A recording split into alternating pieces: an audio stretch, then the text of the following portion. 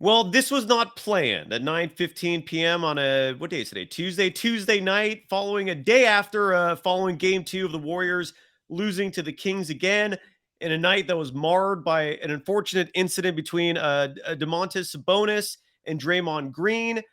The last thing I think anyone expected was Draymond Green being suspended. Yet that news just dropped down. That requires a new episode of Locked On Warriors, and we're going to bring it next. This is Locked On Warriors.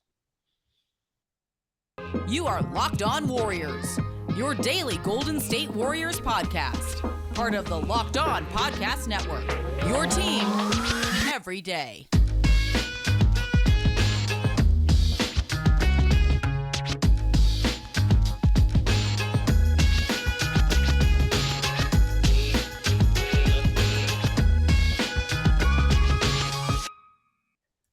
Thank you for making Locked On Warriors your first listen every day. We're free and available wherever you get podcasts. You can follow my friend Eric Price, who joined me impromptu because I was on his show when the news broke. You can follow him on Twitter at Bay Area Baller 18. That's also the name of his YouTube channel. You can follow me, Cyrus Saatsaz, on Twitter at Dog Surf Roadshow. I'm going to read to you verbatim what came down from the NBA offices in regard to the decision to suspend Draymond Green for Game 3 of the first round of the Western Conference playoffs. Quote, Golden State Warriors forward Draymond Green has been suspended 1 game without pay for stepping on the chest of Sacramento Kings center Domantas Sabonis. It was announced today by Joe Dumars, Executive Vice President, Head of Basketball Operations. The suspension was based in part on Green's history of unsportsmanlike acts. Green's actions were in response to Sabonis grabbing and holding Green's right ankle after falling to the floor. Green received a flagrant 2 foul and was ejected, and Sabonis was assessed a technical foul. The incident occurred with 7:03 remaining in the fourth quarter of the Warriors' 114-106 loss to the Kings in Game 2 of their first-round playoff series on April 17th in Golden One Center. Green will serve his suspension April 20th when the Warriors host the Kings for Game 3 of the series at Chase Center, unquote. Eric, great to see you, man. I'm glad you're here. Crazy how it went down. 1 minute, you and I were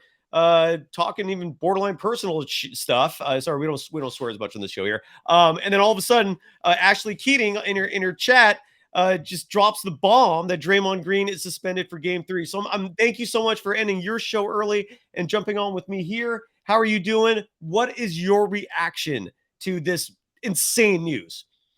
I'm pissed off, Cy. I'm frustrated. I'm upset. I think it was unwarranted. I thought what Sabonis did was more egregious than what Draymond did. There was a new angle I saw of the play where Sabonis yanked down or attempted to yank down Klay Thompson and then fell into Draymond's knees, latched onto his ankles. Like, what? Those are 3 different acts that are like, have nothing to do with basketball. Right. And the fact that Draymond is the one that gets suspended, and then they say it's in part it's due to past actions. Like what how can you hold the past against him at this point? Like it's the NBA playoffs. I want to see the best players on the court, the best teams playing basketball, and Joe Dumars, the NBA, they blew it. This is awful.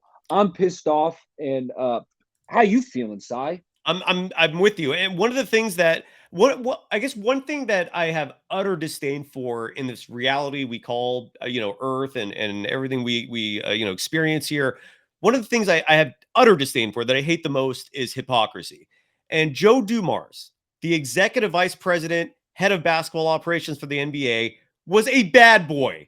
Do you have to like do me a favor, folks?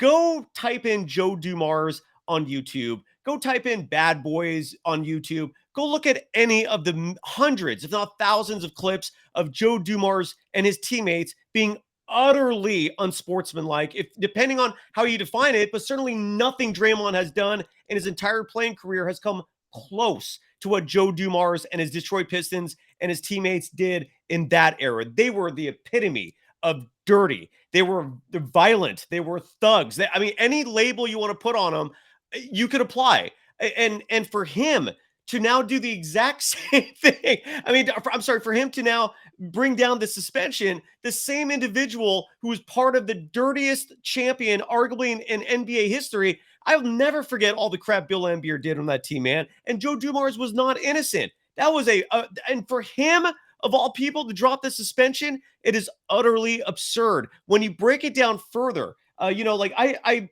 and you said the same thing, just piggybacking off what you said about rewatching the clips. You see different angles. You see the fact that Sabonis, it wasn't just Draymond that he was grabbing onto. He was trying to pull Klay Thompson down before that. And if you decide to start going on YouTube and looking up Domantas Sabonis's dirty plays, there's a buttload of those too. He is no clean player. He's no perfect gentleman out there. This is insane. To literally involve yourselves in the game of basketball with this suspension, the second time they've done this to Draymond Green in the postseason now, it's utter insanity. No, I do not endorse this. I don't support this. Never mind the fact that, yes, the Warriors are my team. I can separate being objective from loving this organization I grew up with. I don't care who it was. I would not support any player being suspended for whatever they're suspending him for, unsportsmanlike conduct. His leg was grabbed. Anybody you speak to who tries to reenact what happened last night will tell you it's damn near impossible to control yourself in a situation like that. This is utter insanity. I really cannot believe what happened. I'm in shock.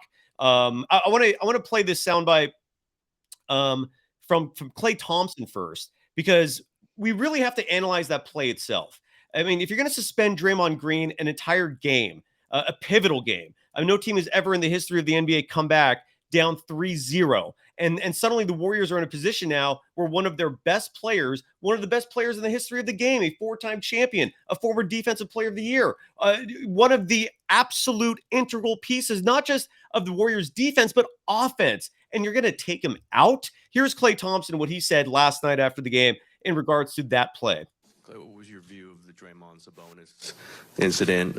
And Klay, what was your view of the Draymond Sabonis incident and just the way the crowd was getting into it? Draymond obviously was egging them on. Did that change anything? Did they change anything, the dynamic? I mean, what are you going to do when someone grabs your foot when you're running full speed? Like, that's a dirty, just fully grabs your foot and yanks on you. That's not cool, man. I'm not saying what Draymond did was right, but, like, you can't just grab somebody's foot when they're taking off in a full sprint. That's not cool. I don't do that. Like, I mean, that's crazy. Klay, what was your view of the... That was crazy. That was absolutely crazy. And yeah, by the way, I'm going to block all any Kings trolls that come in. But your thoughts on Klay, what he just said, man. What do you think? I mean, I agree with Klay. What Sabonis did was egregious. You know, there was multiple different acts that had nothing to do with basketball in terms of trying to rip Klay to the ground, clasping onto Draymond's ankle like he's a toddler. It was absolutely insane. It is. And the fact that the NBA decided to insert themselves into this series and potentially, I was optimistic before we knew about the Draymond suspension. I was telling you, I'm thinking, hey, you know what? The Dubs, I think they're still going to pull this thing out. I'm confident. I'm optimistic. Now, playing without Draymond, you're taking away an integral weapon, the guy who dices defenses, you know, probably the player who is going to have to make an adjustment in terms of picking this tough Kings aggressive physical defense apart. You're taking him away from the series. Well, the Warriors are going to have to come up with a plan B and come up with it quick. You're absolutely. Well, when we come back, why don't we talk about that plan B? Because now, and Nick J, you're absolutely right, because you're going to see players that you probably have not been seeing much of. I've been advocating strongly for Jonathan Kuminga, and Nick J writes, Kuminga will step up. A star will be born nationally. I'm calling 20 points, 12 rebounds, and 3 blocks. I hope you're right. Yeah, go ahead, Nick. I'm sorry, Eric. Go ahead. I was just nodding my head along with Nick. Yeah, Kuminga, he's definitely going to get some more minutes, and we'll talk about what some of the other pivot options here. Absolutely. And when we come back, we'll obviously break down like what the actual impact is. Mo G writes, totally didn't help that Adam Silver was there. True. You're absolutely correct.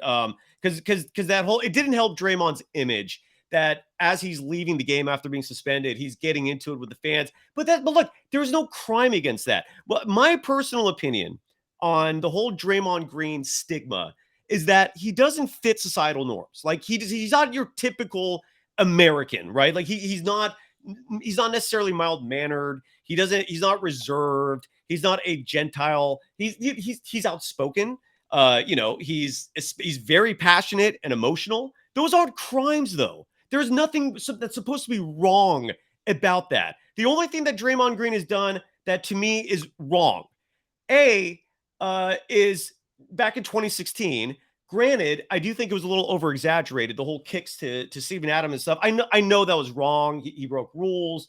But people acted like he was just suddenly, he was like killing someone, committing murder out there. But he did mess up in unfortunately getting baited by LeBron, because his suspension in Game 5 cost the Warriors that NBA Finals. I'll go to my grave believing that the Warriors would have won that series if Draymond Green was not suspended. And then the other event that he did, the other incident, was punching Jordan Poole. I mean, you can't defend that. There's just no defense for that. But the way he is vilified, man, the way he is judged by so many people just because he doesn't fit their mold of how people should behave in this world, it's asinine. He's a family man. He's a good person. He's a law-abiding citizen. He just happens to be a little different than a lot of other people. When he plays basketball, he just wears his emotions on his sleeve. There's no crime for that. And if you dislike him for that, so be it. That is your prerogative as well. But it doesn't mean that he should be punished for it. And last night he was instigated. That ankle grab was absurd. And again, like if you try to reenact it, like it's so hard when you're on one leg in a heat of a moment situation like that. How do you reenact it? Am I going to tell my wife, hey, grab my ankle and let's see how I respond when I'm trying to get around you? Hey, but Sai, what I want to ask you is, I was at work today. I got a notification. Shams Charania had tweeted, Draymond Green is unlikely to be suspended. And I thought, okay, rightfully so. He shouldn't be suspended for that. And then now we get breaking news that he is suspended. What changed? Okay, we'll touch on that when we come back. I hold Shams in high regard, and I'm anyway. We'll touch on that in just a moment. That is one of many things we got to talk about. You're right. That was very poor reporting by Shams. We'll talk on that and so much more. Got to give some love first to eBay Motors, because they are now officially an incredibly awesome resource for you if you need car parts. For a championship team like the defending world champion Golden State Warriors, I will call them that until they no longer are. It's all about making sure every player is a perfect fit. It's the same when it comes to your vehicle. Every part needs to fit just right. So the next time you need parts and accessories, head to eBay Motors. With eBay Guaranteed Fit, you can be sure every part you need fits right the first time around. Just add your ride to My Garage and look for the green check to know the part will fit. So basically, you enter your car's information, and then for every part that you find, the system will let you know if that part is the right part for your car. And if it's not, you get your money back. That is called a guarantee, folks, because just like in sports, confidence is the name of the game when you shop on eBay Motors. And with over 122 million parts to choose from, you'll be back in the game in no time. After all, it's easy to bring home a win when the right parts are guaranteed. Get the right parts, the right fit, and the right prices on ebaymotors.com. Let's ride. Eligible items only. Exclusions apply. You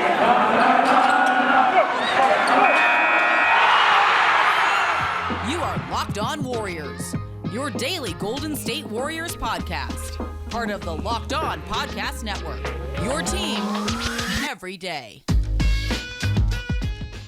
Thank you for making Locked On Warriors your first listen every day.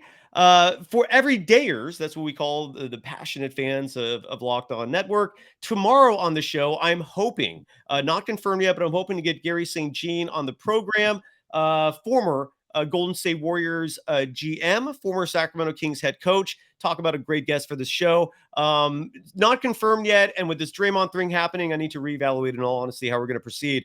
But you, Eric, why don't you share with the audience again? I know you started getting into it. Shams Charania tweeted what today, and what the hell is going on with Shams, man? Break it down. Yeah, I got the notification at work, and Shams tweeted that Draymond Green was unlikely to be suspended. And I thought, okay, that's reasonable. I wasn't expecting him to get suspended. And then now, 7 hours later, Shams tweeted out, Draymond Green has been suspended. Well, what changed? Okay, Shams, I hold you in high regard, right? I think he's up there with Woj. Those are the two top guys, in my opinion, who I'm getting my NBA news from. And Shams said he's unlikely to be suspended. Now he is suspended. What happened in between there? It doesn't make sense. I'm pissed off because they're effing with the dynasty, Cy. This is a dynasty that the Golden State Warriors have, and now you're taking away an integral part. Kind of the NBA is inserting themselves into the series, and I think it's egregious. Joe Dumars, shame on you. Absolutely, man. Especially given you were a part of the utter disgrace that was the Bad Boys. I mean, look, they were entertaining, but that was not basketball what they were doing. And again, just look at the footage, man. It's everywhere. They won titles largely for thuggish behavior, and Bill Laimbeer was at the top of that. I mean, he was just hammering people left and right, man. And I don't mean to use that word thug. I know some people have like a negative racial connotation to that. Please don't interpret it in that regard. It's just, but they were just physical to a level that was just so extreme.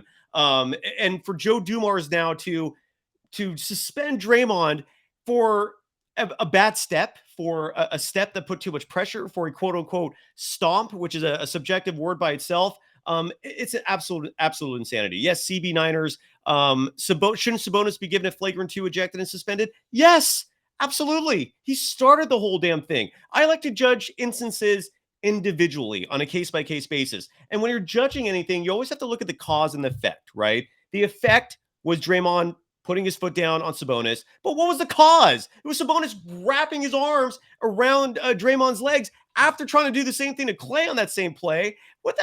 This is insane, man. I guess congrats to Sabonis because your little gimmicky trick worked. You got Draymond suspended. If you win the series, you're going to do it.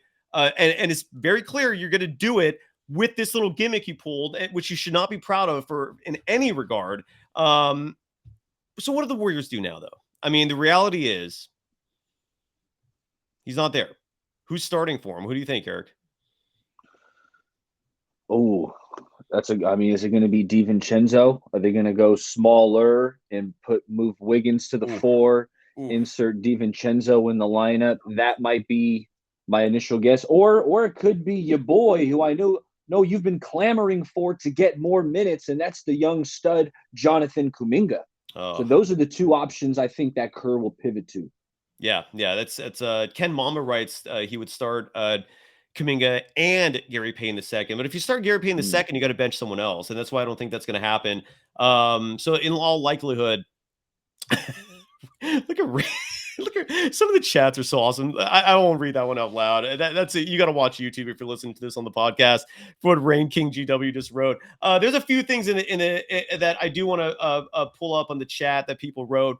So JFR writes, if they win it this year, is Steph officially the GOAT? I mean, up there. I've been saying if Steph gets a 5th ring, especially this season with what the Warriors are dealing with and that roster, he is on Mount Rushmore. Is he in the GOAT conversation, Eric? What do you think, man? If the Warriors win the title this year, is he in the conversation with Jordan? You know what? He's my personal GOAT, Cy. That's what I can tell you. No player has captivated me watching NBA basketball like Stephen Curry. I grew up a Warriors fan. I was telling you on my channel, I grew up, the Warriors had Bobby Sura, Troy Murphy.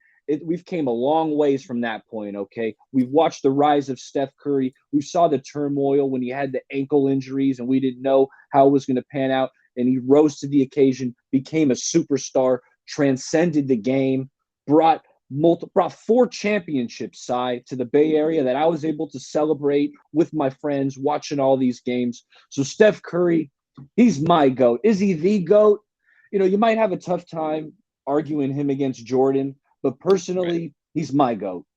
I love it. I mean, if the Warriors pull off a championship this year with all the crap that's been going on, I mean, the NBA, it's so clear that the NBA has a massive agenda. Nick J writes, for example, you're getting some love tonight on the show, Nick, that the NBA wants Lacob's dynasty to die. The new CBA screws the Dubs of a mid-level exception now. I don't think the new CBA starts for a couple more years, though, so it wouldn't be next year. They can only sign vet min dudes and an extra two-way. Oh, boy. Yeah, that's absolutely right. This is just egregious. I don't know how anyone can support this. Eric, what is your response to this other Eric who writes, Draymond Green is a Laker next year? Mark my words. Your thoughts?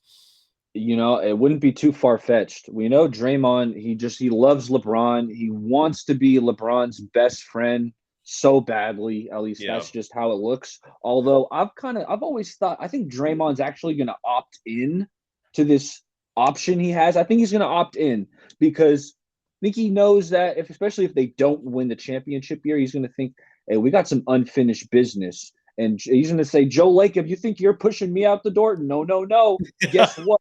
I'm opting in because it's a big number. I want to say it's around 29 or 30 mil where the it's like 27. Yeah, it's around there. Yeah, 27. So I'm not sure in a 1-year scenario he's going to get paid that much if he decides to go elsewhere in free agency. In terms of 1 year, he might get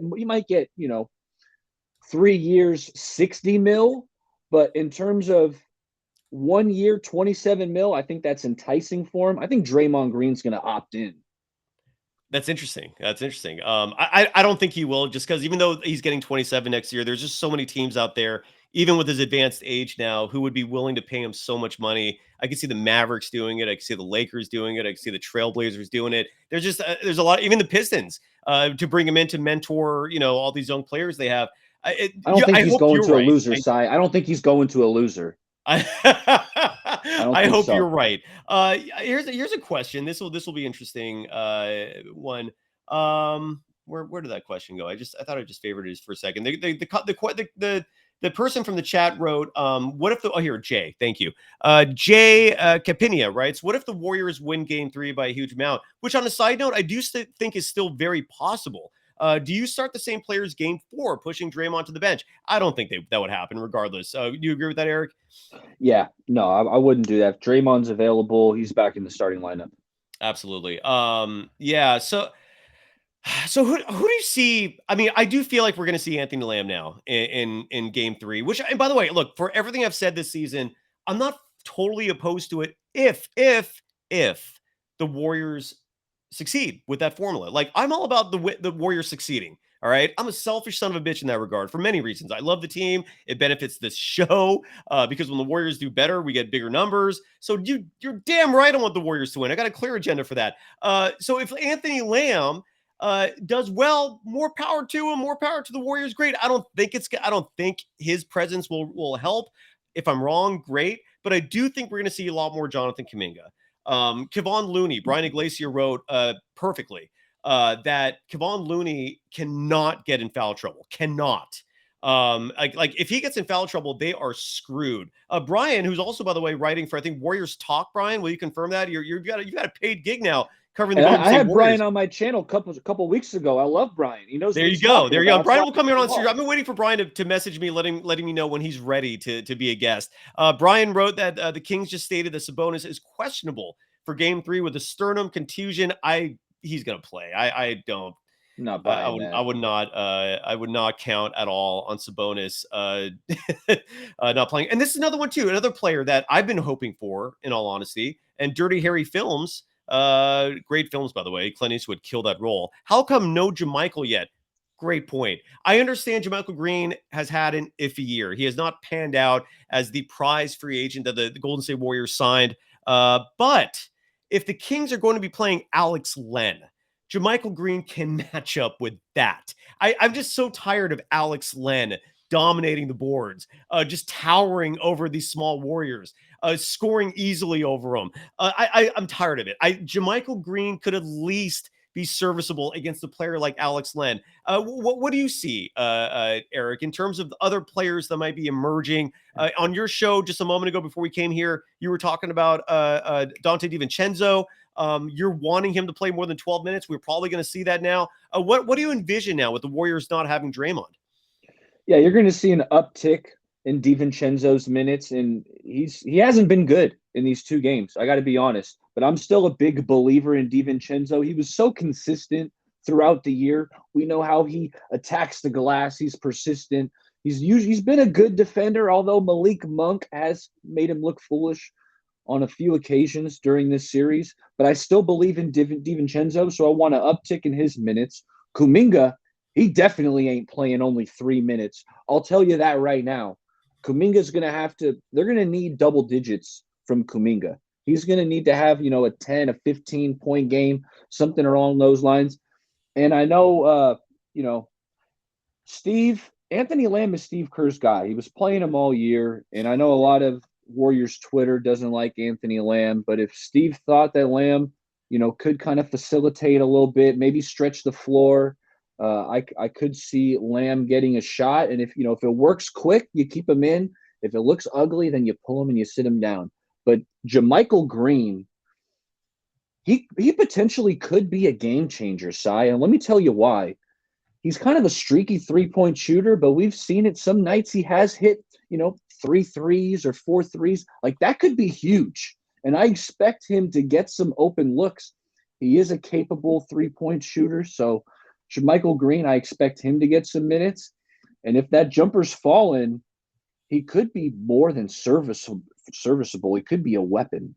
Absolutely. By the way, I absolutely also love some of the suggestions here in the chat. First of all, it's one of the privileges of watching us live on the YouTube stream is seeing comments like David Tapia's, who I unfortunately will not play or highlight on the screen just because it is a little crass. But it's absolutely hilarious. And you're only catching humor like that if you're joining us live. But David Tapia, you're making me laugh. I also love the fact that some people are calling for the baddies to emerge because we all know Jordan Poole, that's his built bars, man. That is his fuel. He needs the baddies there. Recruit, have them sit courtside. You got to pull all the strings. This is a must win for the Golden State Warriors. Your thoughts, Eric? You're just rolling. Hey, I'm not going to argue against it. I'll tell you that because Jordan Poole, he was not good game 2. You had mentioned on Krug's show that he didn't look like he was moving right. And when I saw the same thing. Domantas Sabonis, Jordan Poole's got him isolated on the perimeter. And I'm thinking, okay, this is an easy blow by or it's going to be an easy step back, open 3. But he couldn't get separation from Sabonis. And I know he's tweaked his ankle a few times. He was kind of grabbing at his lower extremities earlier in the series. So I'm wondering how Jordan Poole's feeling. Someone post-game said he was playing on half a foot. That was a Clay Thompson came out so and said they're going to need Jordan Poole. Hopefully, the baddies are rubbing his foot, getting his foot right because, they're going to need probably close to 15 to 20 from JP.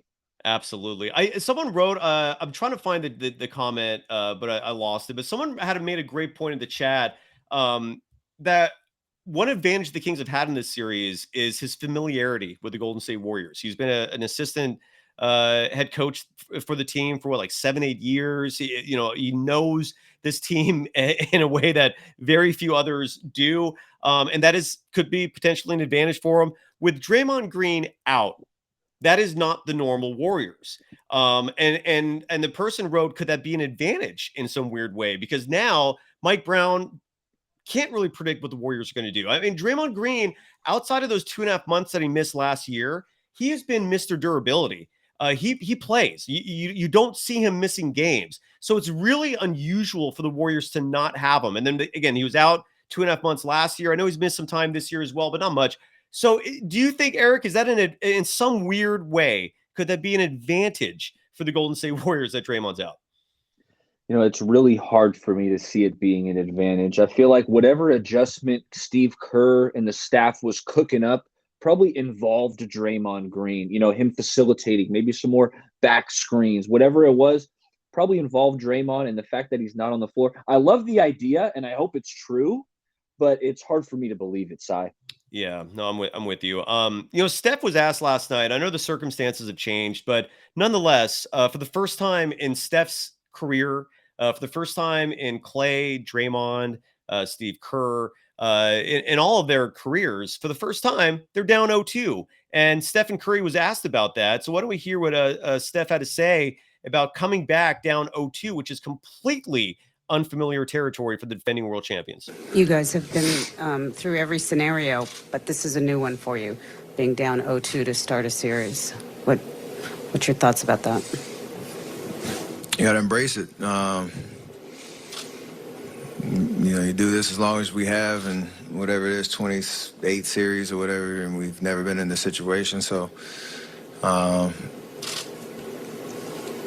to stay together, stay locked in on things we need to do better, embrace the challenge of protecting our home court, which you've done great all year. And at the end of the day, all we got to do is, win one game here, somehow, some way, whatever game it is. So, that's the old saying, the series doesn't start until somebody wins on the other team's home floor. If we want to, get ourselves back into it, it's going to start with a focused effort on Game 3 at home, and, get our crowd into it early and try to throw the first punch in terms of,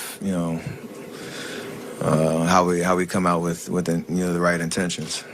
Absolutely. And obviously things have changed a lot with this breaking news and this very unfortunate news and very disappointing news on many fronts, that Draymond Green will not play in Game 3, suspended by the NBA, and more specifically by Joe Dumars, a player on the bad boy Pistons, who now acts like what Draymond does is as bad as anything the Pistons did. I don't remember any of the Pistons players ever being suspended for any postseason games for their antics. And another player I've never seen suspended, who I think is genuinely dirty, is Dillon Brooks. I mean, how asinine is this, man? Draymond Green is being suspended the same amount for that his quote unquote stomp, right, after getting his leg grabbed. Sabonis is going to be fine. Gary Payne II last year was grabbed midair by Dillon Brooks, a legitimately dirty play, broke his wrist, and he also got a 1-game suspension. How is it that those two equate to the same suspension? Your thoughts, Eric? I mean, I don't have an answer for you, Cy, because it's a rule in the NBA that when players are airborne, you don't go after them, you don't whack them. And Dillon Brooks, he had no chance of making a play on that ball that GP2 was dunking or laying up. He had no chance of making a play on it. So he just full out whacks GP2 in midair, whereas Draymond would have never stomped on Sabonis had Sabonis not been latched onto his ankle in a death grip, holding on for dear life after he had nearly tried to pull Klay Thompson to the ground. I mean, it makes no sense to me, Cy. It doesn't make any sense. You're absolutely right. And William H. Gates III, I mean, this is the point I've been making as well. If someone is holding your foot while you're running, you have no balance. Where your foot lands is where it lands. And again, in real time, it doesn't look that bad. It's only when you slow it down. And of course, it's going to look bad when it's slowed down. But when you look at it in real time, he gets grabbed. He's hopping on his foot. He puts his foot down for a second because you can't get good balance on one leg. It's crazy. This is utterly asinine to me that Draymond Green has been suspended, that there is an equivalency apparently between hitting a player in midair and breaking his wrist and stepping on a man who grabs your leg. Those two are apparently the same punishment, apparently, for both those things. Now, the one thing I will leave this show on, Eric, any last comments, Eric, before we wrap things up?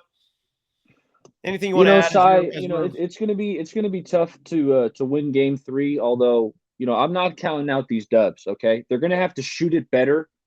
They're going to have to shoot better than they hit 13 threes last night. They're going to have to hit closer to 20. You hit 20 threes, the three-point shots falling. GP2 can probably make up for some of the deficiencies on defense where Draymond's leaving. GP2 will get inserted. Some guys are going to have to step up, whether it's Kuminga, whether it's GP2 or a DiVincenzo. This is the point where, hey, you know what? Your back's against the wall. Your leader's been suspended. Someone's got to step up to the plate. And I think there's a few guys that are willing to step up to that challenge. Rebel to Sounds, I don't know if this is true or not. If it is, talk about some bias in the decision to suspend Dre. If this is true, that's news to me, that Joe Dumars was formerly the chief strategy officer for the Kings back in 2020.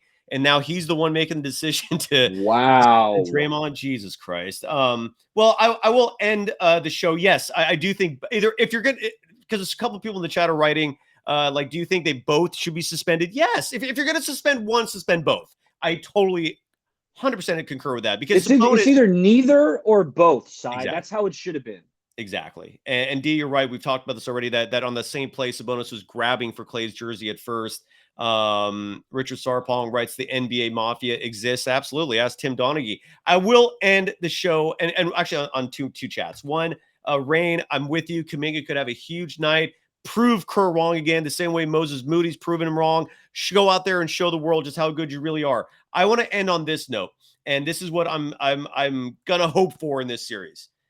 Game 6 Clay. I want Game 6 Clay. I want Game 6 Clay.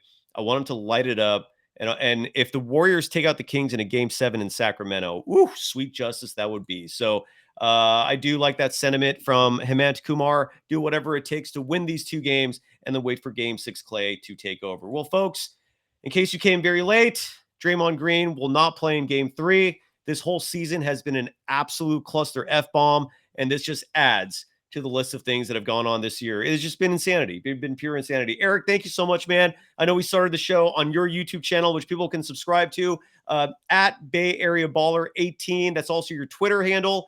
We were literally doing a show on your channel when Ashley Keating in your chat stream broke the news, the unfortunate news that Draymond Green is suspended for Game 3, and then we came over here and did this emergency show. So Django writes, where's Kylan? She only was doing one show this week. She'll be back for 3 shows next week, so that's the good news. She's the current schedule with her is 2 shows per week, but she's going to a wedding later this week. So well, I want to know when Rick's coming back on, Cy. That's what I want to know. Well, that part of me was thinking I should maybe bring him on tomorrow instead of Gary St. Jean. Or have them both. I don't know, or do 2 shows. I don't know. I got to figure that out. But get them if you could swing both of them, Cy. I mean, come on, Gary St. Jean, Rick Barry. I got the shirt on, Cy.